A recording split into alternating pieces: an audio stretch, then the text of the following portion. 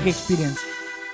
Work એક્સપિરિયન્સની અંદર તમે ભલે 4-6 મહિનાથી કે 1-1.5 વર્ષથી હોય અને કોઈ એક ઓફિસમાં બહુ નાના લેવલે, જેમ કે જીઓલોજી અને માઇનિંગ વિભાગમાં તમે ક્લાર્ક જ છો એક્ઝામ્પલ તરીકે, અને તમે 61 ડેસ્ક જોઈ રહ્યા છો, તો તમે હવે ત્યાં એવું આર્ગ્યુમેન્ટ ના કરી સાહેબ હું તો આ ડેસ્ક જોઉં છું, મને તો આટલી જ ખબર છે. તમે કોઈ વિભાગમાં કામ કરતા હોય એ વિભાગ વિશે તમને બધી સંપૂર્ણ જાણકારી હોવી જોઈએ. એ વિભાગની કામગીરી શું છે, બરાબર, એ વિભાગ શું લોકો માટે શું કામ કરે, એ વિભાગના પ્રશ્નો, ઇશ્યુઝ, બરાબર. જેમ કે પોલીસ વિભાગમાં ભલે કોન્સ્ટેબલે હોય તો માનસિક તૈયારી રાખવી પડે કે અત્યારે પોલીસ જે ડ્રાઈવ કરી રહી છે છેલ્લા 4-5 દિવસથી, બરાબર, તો એ ડ્રાઈવ શું છે બેઝિક એ ખબર હોવી જોઈએ. બીજું, એ ડ્રાઈવના જે નેગેટિવ પાસા બી કદાચ ન્યૂઝમાં આવતા હોય તો તમને પૂછે કે આમાં તો સામાન્ય માણસોને તો હેરાન કરે છે, અથવા પોલીસ તો કરપ્ટ છે, બરાબર. એ રીતે જે વિભાગ હોય એ વિભાગના રિલેટેડ કોન્ટ્રોવર્સી હોય, વિભાગના રિલેટેડ નેગેટિવ આસ્પેક્ટ્સ હોય, એ વિભાગના રિલેટેડ કંઈક ન્યૂઝમાં લેટેસ્ટમાં કંઈ આવી રહ્યું હોય તો એના વિશે જાણકારી હોવી જોઈએ, અને તમારી પાસે એક બેલેન્સિંગ પોઈન્ટ ઓફ વ્યૂ પણ હોવો જોઈએ એ બાબત વિશે.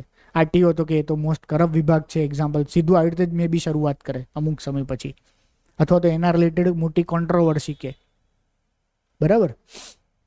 બીજું, તમે જે ડેસ્કને જે કામ જોતા હો એનું તો 100% નોલેજ હોવું જોઈએ.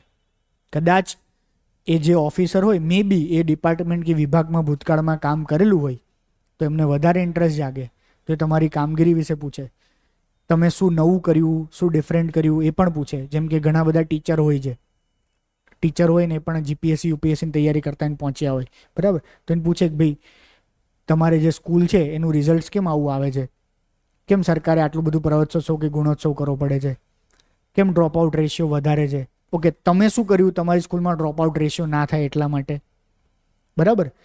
જે પણ કંઈ સ્કૂલ કે સ્ટેમ કે બધા સબ્જેક્ટ છે, સ્ટેમ સબ્જેક્ટમાં સ્ટુડન્ટને ઇન્ટરેસ્ટ નથી, વધારે ફિયર છે, તો એના માટે તમે શું એક્સ્ટ્રા પગલાં લીધા. તો આવી ઘણી બધી વસ્તુઓ તમારા કામગીરી બાબતે તમને પૂછી શકે, બરાબર છે. જનરલ ક્વેશ્ચન્સ એવા પૂછે કે ભાઈ તમારી જે કામગીરી છે એમાં તમને ક્યારે કોઈ તમે ફેસ કર્યું ચેલેન્જ, અથવા એવો કોઈ પીરિયડ તમે એને કેવી રીતે ઓવરકમ કર્યો, તમારી કામગીરીમાં તમે શ્રેષ્ઠ કામ શું કર્યું, કોઈ લીડરશિપવાળું કોઈ કામ કર્યું છે ક્યારે લાઈફમાં. તો આ બધી વસ્તુ તમારું આમ મેન્ટલ તમારી સ્ટ્રેન્થ ચેક કરવા માટે જોવે છે કે ભાઈ આ વ્યક્તિએ શું લાઈફમાં કંઈ વિશિષ્ટ કામગીરી કરી છે, બહુ નોર્મલ ભાઈ ઠીક છે સવારે 10 વાગે ઓફિસ જવાનું, 6 વાગે ઓફિસથી નીકળી જવાનું, આ પ્રકારનું કોઈ વ્યક્તિત્વ છે, અથવા કંઈ નવું ઇનોવેશન કરવાવાળું વ્યક્તિ છે.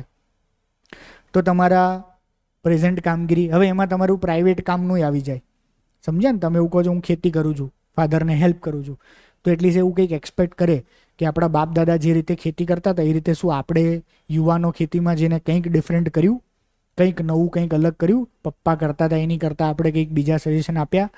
જે બીજું કોઈ ફેમિલીને હેલ્પ કરતા હોય બિઝનેસમાં તો શું કરો છો, કંઈક નવું ડિફરન્ટ કર્યું તમે પપ્પાને ફેમિલીમાં હેલ્પ કરવા માટે. તો આ બધી જ આસ્પેક્ટ વિચારો, અને તમે કર્યું જ હોય, તમે કરી રહ્યા હોય તો ઓનેસ્ટીથી કહી દેવાનું સાહેબ આમ કરતો તો આ કરું છું, આમ કર્યું ને આમ નથી કર્યું, આ બધી વસ્તુઓ. ઓકે. ક્યારેક કોઈ સારા બેકગ્રાઉન્ડથી હોય, બરાબર, જેમ કે કોઈ સ્ટુડન્ટ